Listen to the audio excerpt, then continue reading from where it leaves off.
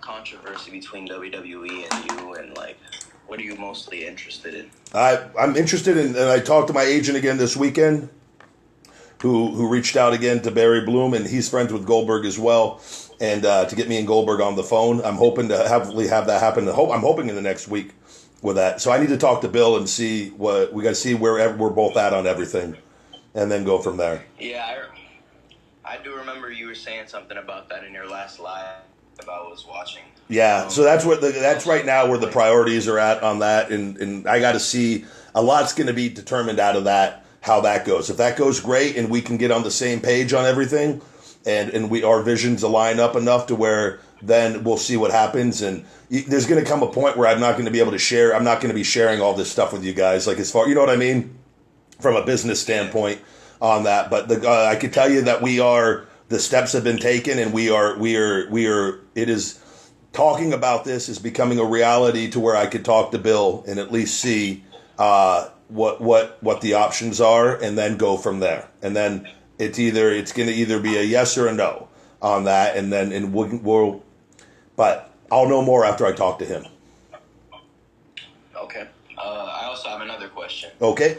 In like the WWE, do you choose your finishers, or like do they give it to you, or like would you like to stay with the shell shocked, or like change your finisher? Yeah, no, that I would stay with that, because that is an established finisher that is something that kids loved, and people, it got great reactions all the time, and it's very easy for me to do. And it's so I chose that. I picked that. Some guys, if they don't have a finish, they might help them try to find one. But I came up with everything that I did on that, as far as that, like the character and the phrases and all that. That was all me. So that will all be staying the same. Okay. What about like your character in general? Because I saw like for the past couple of years that you were in WWE, your character started to change a bit. I think that just depends on the role, whether you're babyface or heel, or what's going there. There's, I've done the original Monster Ryback. I did the Bully Ryback. I've done the animated, the heel run with Curtis Axel, where it was a little more animated, a little more social media, a little more spontaneous. On that, I went back to babyface Ryback, where it was more of it was working not in a monster style, but working a dominant style still, but selling more. With it just all depends on what the storyline is and in the promos. And I think a lot of people, I've heard people, my phrase and feed me more that in Hungary, that's all my mindset that was established into my character. And that's my brand with any of that. I've heard people say they're like, you haven't changed your character. I'm like, I don't, where am I supposed to, like bleach my hair blonde while I'm doing a podcast and be Big Daddy Ryback? And like, this goes to all my hungry hoes out there. Big Daddy Ryback is your meal ticket. Feed me if you need me. And then play with my goatee on my show. I'm like, no, I'm living I'm not involved in wrestling right now. And I'm not talking for you, but the character, if I come back and get this Goldberg match, you're going to see a brand new Ryback that you've not seen on TV yet. I can tell you that much. So it's going to be dependent on who it is and the storyline and whatnot, but as far as I'm doing things at home, I'm not going to throw on the Bully Ryback vest and go push people down, and because I'm not involved in wrestling right now. So, but you'll have to that's all stuff that you add layers to depending on what the storyline is and whatnot. But I've got the name, I've got the brand with all of that, and then you just make slight adjustments and tweaks, kind of like Jericho has done. You alter things depending on the next 6 months to a year, or what's going to be going on. So, Okay. All right, brother. Well, I'm going to get another caller on here. I appreciate your questions, and you're welcome on any time. All right. Thank you. You're welcome, brother. You have a good day. You too. Thank you very much, Breezy. Good questions.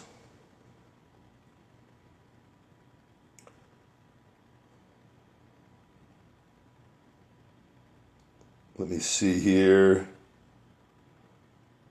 Bring on another caller. You can call in on Twitter Spaces at Ryback, guys.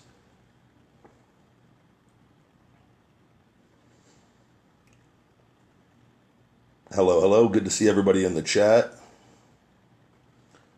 Have I thought about wearing a mask that matches your airbrushed outfits? Absolutely not. I would never want to wear a mask unless it was just for an entrance or something. But even just to get a new figure, I would not want to wrestle like in a mask. I'm a good-looking man. I want women that helps with the ticket sales.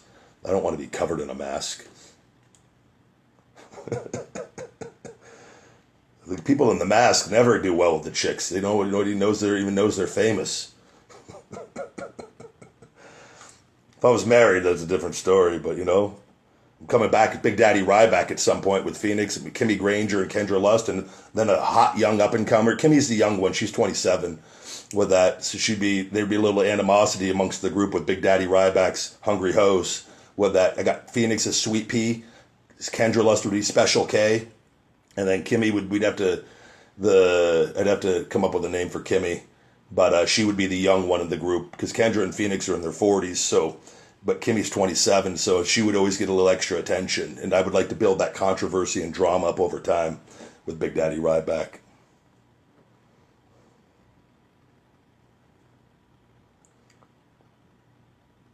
Bring on a new caller here. Let's do Aquaman. Haven't had him on in a bit. Hello. Welcome to the Ryback Show. Hello. How you doing? Hello. I'm just playing some 2K22 wrestling. I've been seeing all your live streams lately on the game, so I was like, hey, I'll give this a try. Oh, thank you. I just found out because I play 2K23 on Sundays with people that don't know. I've been streaming on Sundays for usually about 90 minutes or right around that. I couldn't figure out. I did horrible this week. I got to switch the online. The one I know I never on my. I don't know if it's my lighting on my TV. I don't see the damn red bar going back and forth on the kickouts. So I spammed the damn X button, and so some weeks I was doing really good, but I could change it. Somebody said in the online settings to where you could spam the X button on that. But I now know what the kickout thing. I never saw the red bar going across on my TV, so I got to adjust maybe my lighting, or I don't know if I'm blind or what it is, but I couldn't kick out. I think I went 1-5 yesterday. Not a good showing, but I did beat Bray Wyatt with a bear hug. Yeah, I've been watching the whole thing, everything through, and then I have a kick out of it. But I think so when you go to the pinning, it's not the red thing that moves, it's the white thing. So, do you ever see like the white line? No, that's where I got to see. I'm gonna have to. But somebody was telling me that yesterday. I go, I don't even see that on my TV on the thing. But I also wasn't looking for it, so I have to go. I'm gonna have to when I play it again. I will be very conscious and let to see if. I have a feeling though my screen. I don't know if I have to darken it a little bit, but I've got the lights on in here too, where it could just be the reflection of one of the podcast lighting things that I keep on. Usually, I don't know. But I hopefully will be better at it next week and see that, because that makes it really easy if that's what it is for me, at least. I go the other one. I just it was bothering me though, because I couldn't figure it out, and I was like, I got pinned a few times where I shouldn't have yesterday. Yeah, it was. Oh man, I was like, no, right back, damn it. It's all right though. Well, I've gotten much better though at the gameplay than I was the first couple weeks. So. Oh yeah, well I think let's see. I wanted to know, or well, like one of my favorite like stuff that you did, like one of the pops. I was like, oh shit, was when you had, or I had a few with you. I had like so many with you, but like the top two was probably the Royal Rumble and with John Cena, like the last two. Yep. That one was. Man, crowd was really good for that. That one, when we got the crowd was chanting "Feed me more," and like it was. Yeah, it was awesome. It was everything was in line. That if the roles would have been reversed for the finish on that, I think it would have been a really cool moment. But it was that was what was asked of me that night, and for John to go on that he was involved in the money storyline with The Rock, and it was just unfortunately I would have preferred not to even been in that situation. It would have been. I would have just preferred to be in a match or something, and we could have protected it a lot better. But you do what's asked of you, and that's all that we could do in that situation. Yeah. And I would want him to do the same for me if he was asked. So that, as a professional, that's what we do. Yeah, it was awesome though. Thank you. I think I watched that one as a kid, so I was like, ooh, who's gonna win this one? It was very like, cause me and my Nathan or my brother, he's a very John Cena fanboy. So it's so annoying to see him win all the time against like one of my favorite wrestlers, because he would be in my ear, hey, look who won, look who won. That was a cool period. There were a lot of split fans because a lot of kids. I did very well with the kids, so and that was a kind of a thing with John at the time. Fans were we would have. I do a lot of meet and greets and things, and there'd be split fans with like families. One kid would be in a Ryback shirt, and the other kid would be in a Cena shirt. There was that, to me, is a really cool thing though, because not a lot of people have been able to do that, and I was very new, so to be able to get people to side with me that early on was really cool. Right. So thank you. Yeah, and one of the second ones was when you were fighting John Cena again, but this is when the Authority were interfering. I think it was Kane, or he kept getting on the ropes, and then he took out the whole Authority when they all came in, like the crowd's all. Ooh. I remember that as well. That was a good time. It was. Well, okay, this might sound a little odd. But, like, growing up, I didn't really have a TV or, like, a cable. So, like, I didn't really watch the new stuff until I figured out how to work YouTube. But I grew up on CDs of, like, the 90s stuff. So, like, it was very different to seeing, like, Hogan and the Warrior. And, oh, shit, this Ryback the new Warrior or something. Thank you very much, buddy. I thank you as always for coming on here, and hopefully you can join next week when I'm playing on 2K23, or at least I can see you in the chat in there. And I'm going to bring on another caller here, but I hope you have a good day and you stay safe over there, all right? You too, thank you. You're welcome, buddy. Take care. Awesome. Thank you, Aquaman, a Ryback Show regular. We've got a new caller here. Let me see here. Take a quick check. Holden. All right, we'll bring on Holden. Have to do a stalker check real quick. We're not giving him a platform. Holden, though, does not appear to be the stalker. Welcome to the Ryback Show. What's going on, Ryback? Not much. How are you today? Good, man. It's crazy to talk to you, man. I've been watching wrestling for like 10 years. Thank you very much. I appreciate that. And what's on your mind today? Nothing, Ryback. I just wanted to know, what was your favorite match? Since you left, what was your favorite match? Man, there's so many that, live events were always a lot more fun than like TV or pay-per-views. But I'll tell you, and I answer this one pretty routinely. That first main event at Hell in the Cell against Punk was very special because I had been working Punk on live events prior to that, and I think we even did a tag match where I pinned him on TV with that. But that was the first time. So doing the live events, being in the main event is one thing, and closing out shows, but then because I hadn't worked up to that point, I had never worked with a top guy before. But most people don't until you're in WWE. In like developmental, you're all around other developmental guys. And so I was kind of, Sheamus was years ahead of that, broke out of developmental and went on and had the main event run and did very well. And so, and nobody really ever, since that, and during that time there from our class or people in the FCW.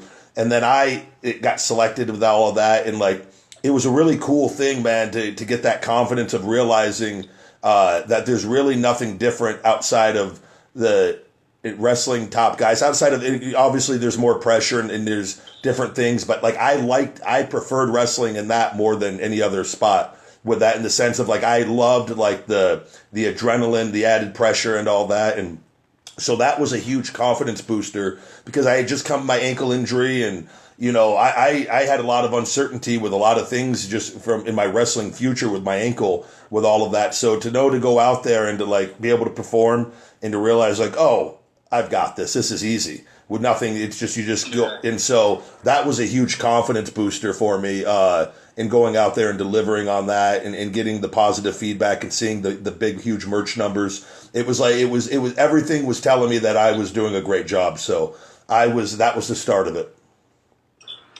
Yeah, back when you were wrestling was like the best part of WWE, man. Like I stopped watching it, man. I don't know why. I just don't have the drive to watch it no more. But I was always Monday and Friday. I was always watching it.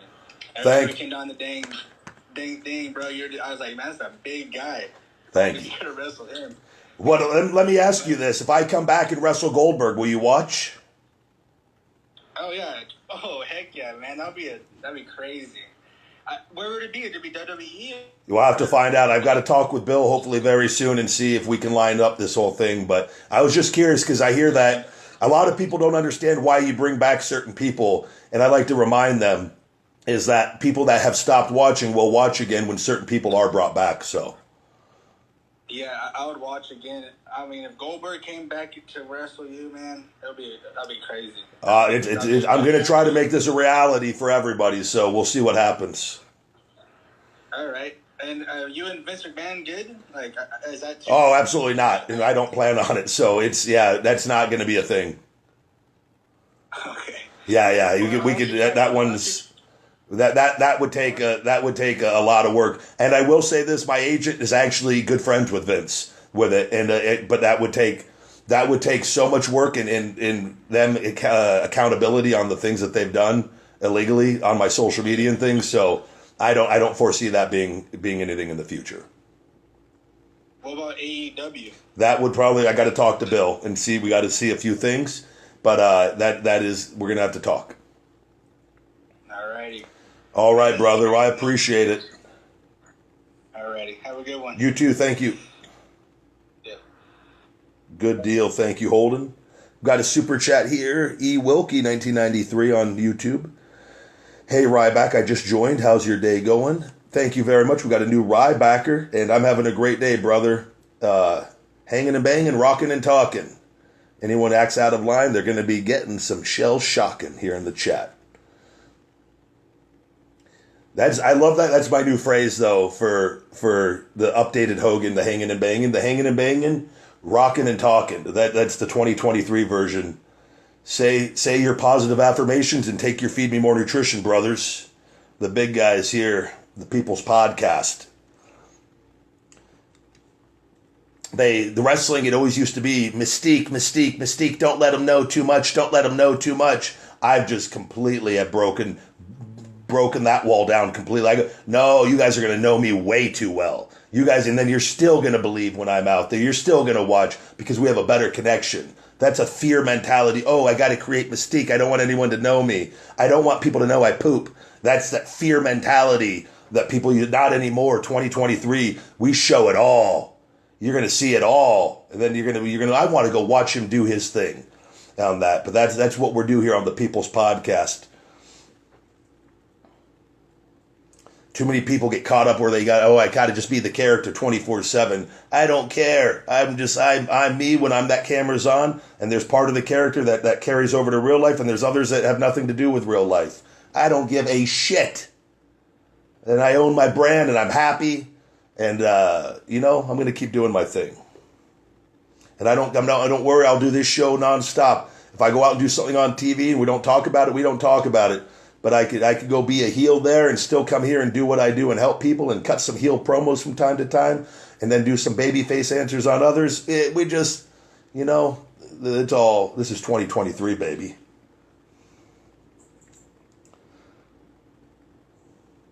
All right, let's bring on a new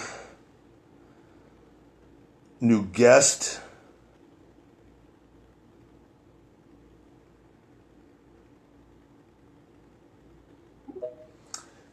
Bring on Justin. Justin, what's going on?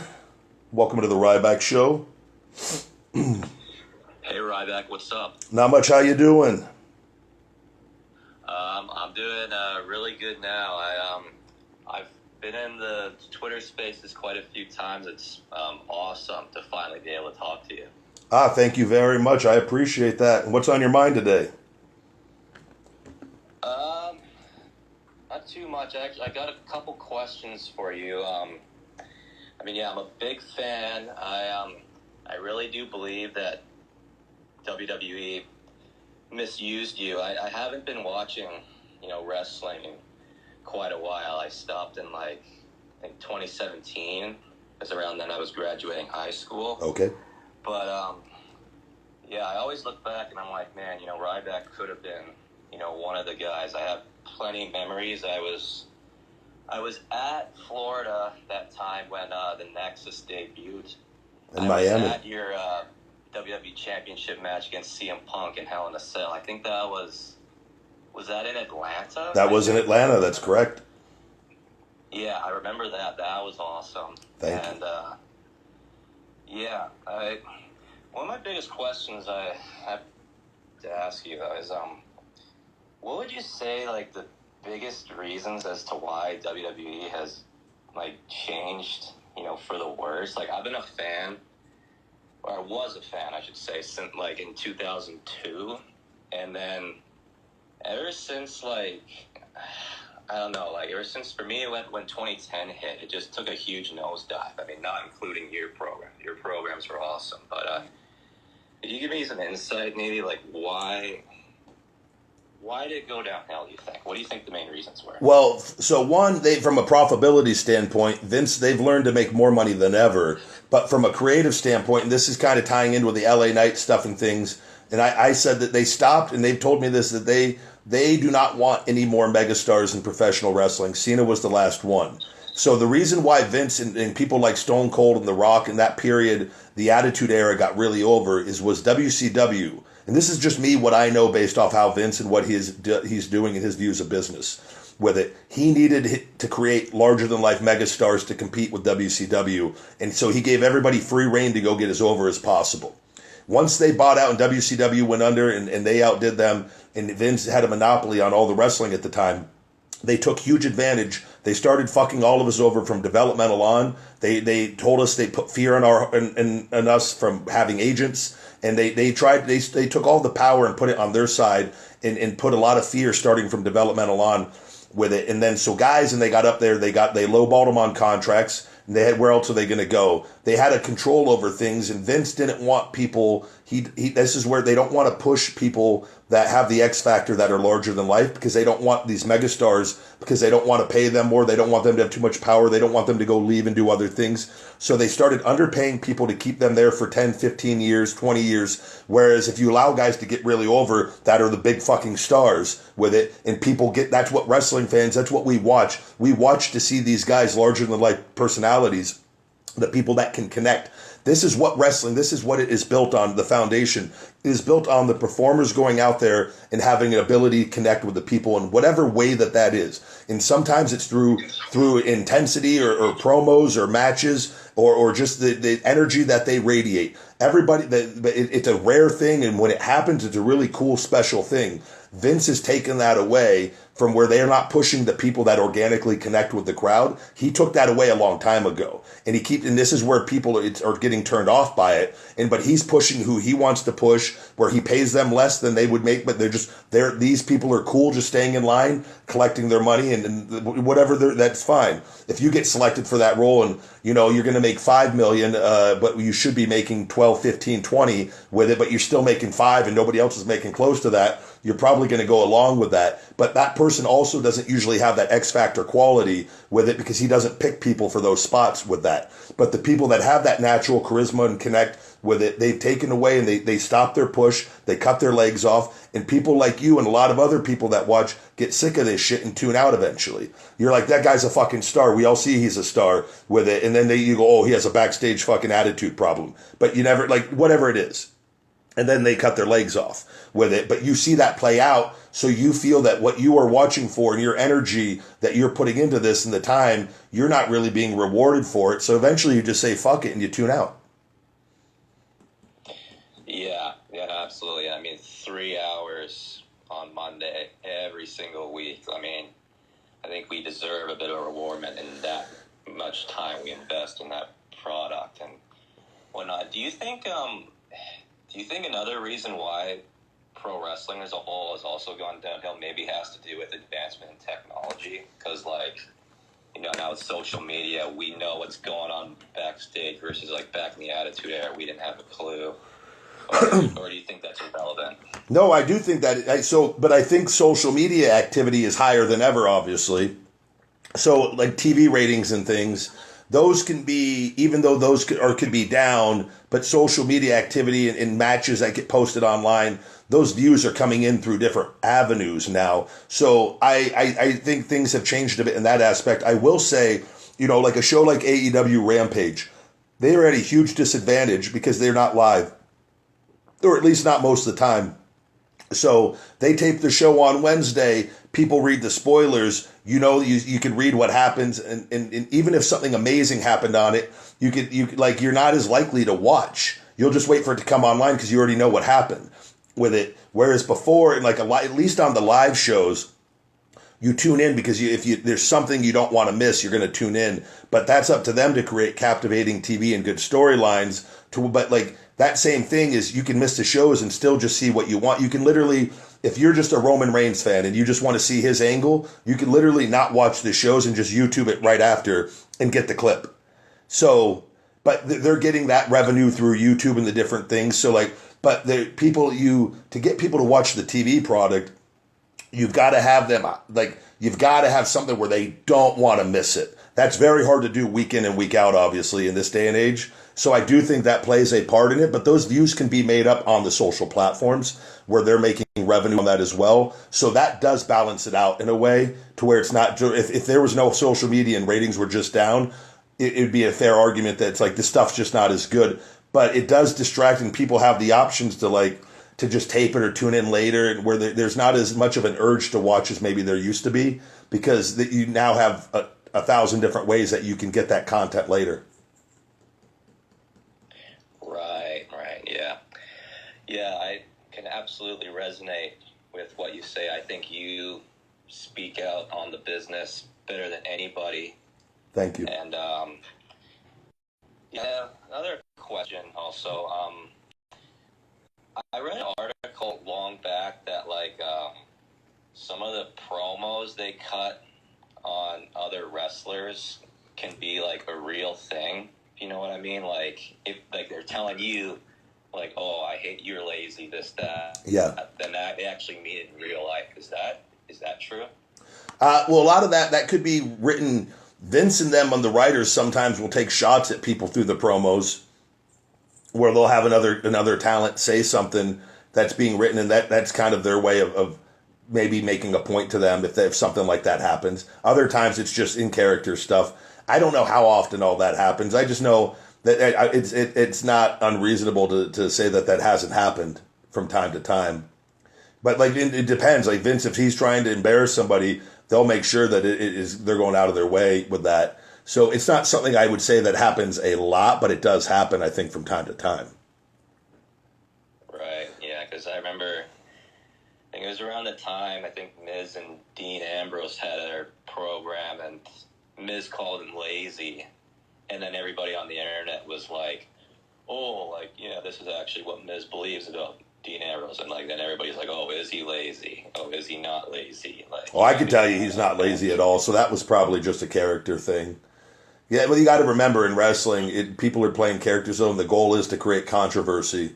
It's like a fight. It is a fight with that, but in the pro wrestling sense, but that's where the problem, fans and people, is the lines get blurred so much in wrestling. It's people acting, with that, and you could get along great with somebody, but you've got to create the whole point of wrestling promos is you can't just go out there and kiss the other person's ass. You have to create controversy and drama. You need to be, The Rock. The Rock talked more shit than anyone with it. Conor McGregor talks more shit than anyone. There's a reason but they're top promos. They create controversy and drama, and they kind of can divide people, which then gets, that is the goal in wrestling though as well.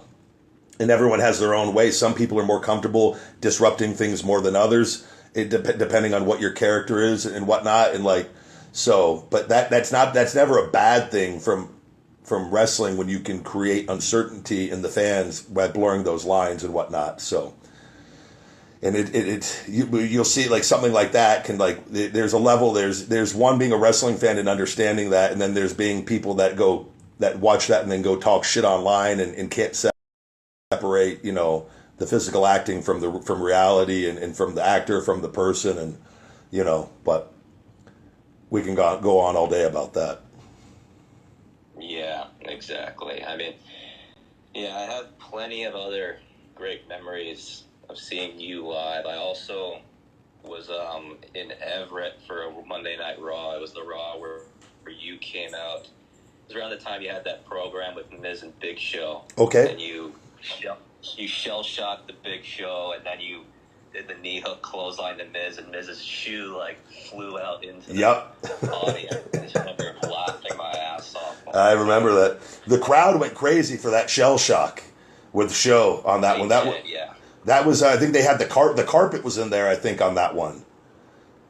Because it was I think it was Daniel Bryan. He was there. You know, it was Miz TV. Hometown. Everybody was just going crazy, chanting yes, yes, and they had the Miz talk show. I want to say that might have been the first one that I came back with after I had a knee infection. It wasn't MRSA, but it was really, I was in the Alabama hospital. I had to stay there for like a week and a half, and then because I hit my knee in a match on Raw, and it blew up. I had to do media the next day at SmackDown in Alabama and Birmingham, and my knee blew up, and I had the IC title. And they thought I was like, they told me I was literally days away from having to forfeit the title. And then I woke up one morning when I was home, and my knee, the swelling had went down, and I was like, I'm good. And that first TV, I think that was the first TV back, and I was like, oh, sweet. I was like, after being out a few weeks, so like, you got to come right back and shell shock Big Show. I was like, oh God, I hope we can get this. But it was fun. Yeah, it was really awesome. Honestly, one of my biggest complaints, honestly, with going to those WWE shows is, like, how long they've gotten, like, nowadays. Like, I've been to shows throughout every era. I've been during the Attitude Era. I've been through, like, the PG era. I was at WrestleMania 19. I was at WrestleMania 33. What do you think why does Vince McMahon make the WrestleMania so long? Like, it was like 8 hours. I was there at WrestleMania 33, and they didn't have like any food really. It all had like just really unhealthy, bad food. I had like a chicken burger that was like not even normal size. Like, why is it gone like that? Why does Vince McMahon not want to go back to just 4-hour WrestleManias? Or not 3-hour WrestleManias versus like 8-hour WrestleManias. All right, so this will have to be the last question on here I answer, and I want to get one more call, but I will tell you, okay. There's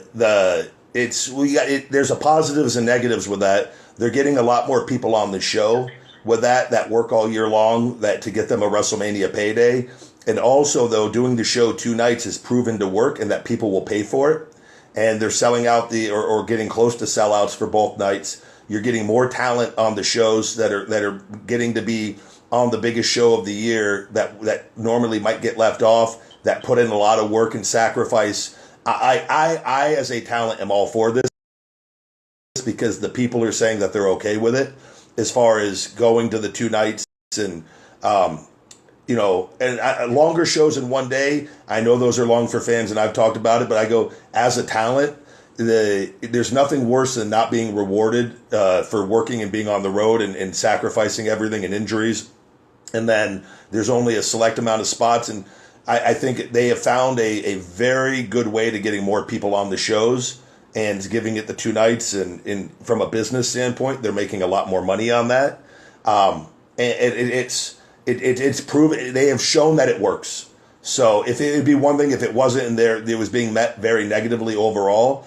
But I think in like the cities, it's been one of the good things that I think they have done from a financial standpoint and for the wrestler standpoint, and to fans, maybe some people that wouldn't be able to go one night, go to the other, and then the fans that want to go both nights, go both nights. So, my thing is if it's something that, just go to watch the one night that you want to watch the most but there's always going to be positive and negatives with some of those things. Right. Okay. Actually, I really understand now that you've spoken on that. But all right. Yeah. Thank you so much, Ryback, for having me on here. I'm a big fan. Before you let me go, I just want to say, you're a big inspiration to me and my life. I don't follow any wrestler or watch any wrestling on TV anymore, but I watch your show every week, and everything you say, everything you talk about is well done, and your show and your supplement business, I'm a big fan of. Thank you. You inspire me to, create my own business and, do what I love to do and not let the hate drown me out. And yeah, I hope the Chase thing gets settled and everything else going on. And yeah, so. Awesome. Justin, thank you very much, and you're welcome on any time, brother. Great. Thank you. Catch you later. Thank you, buddy. Take care. Austin, thank you very, very much, bud. Let me bring on, take a look at this. We'll do one more call here, one question here with, where'd he go? King Brown for a question.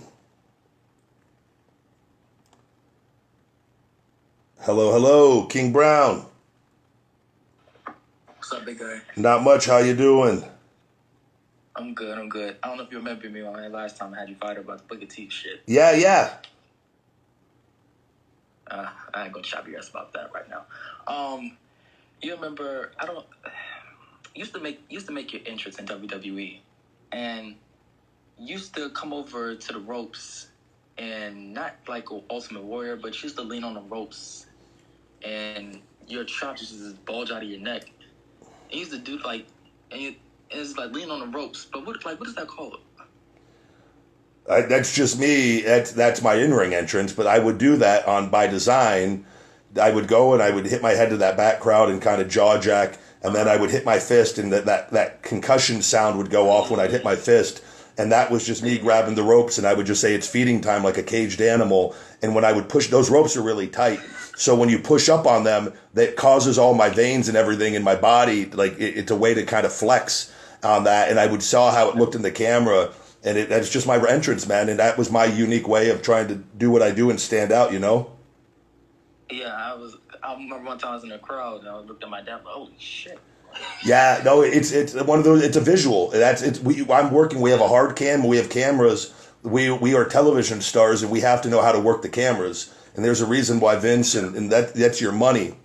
And so they would pan in on that when I'm doing that, and that's a visual. And if somebody's flipping through the channels and that I happen to catch, they're gonna be like, holy shit, what is that? That's me trying to get the intensity, and that. It's a caged animal. It's feeding time. I'm literally in my cage. I'm getting ready to eat. That's what you look like too. Yeah, that's the psychology behind it. So. Okay, well, that was my main question. Good deal. Thank you for having me on. You're welcome, brother. Always appreciate it. I hope this bitch Chase hurry up and gets what's done. Trust me. I'm looking forward to making an announcement very soon. All right. Thank you, big guy. You're welcome, brother. Take care. You too. Awesome. Thank you very, very much. Appreciate all of you once again for another great show today. Please check out my Feed Me More Nutrition on feedmemore.com. New customers 30% off. Ryback 30 for your first order. Returning customers 20% discount code FeedMe20 and a free shaker bottle with all orders. Guys, just selected as your free gift. We've got all the Ryback merch and accessories on there as well. Guys, thank you, please. Those podcast reviews. If you've got a moment to go to iTunes and leave a star rating and write a review, it really, really helps out. And we're going to continue to use those in the marketing as we continue to keep growing this show and keep moving up the charts. I thank each and every one of you for your love and support. And let's keep working hard. Be nice to people as much as possible. Don't take any bullshit. And until next time, my friends, stay hungry. Feed me more.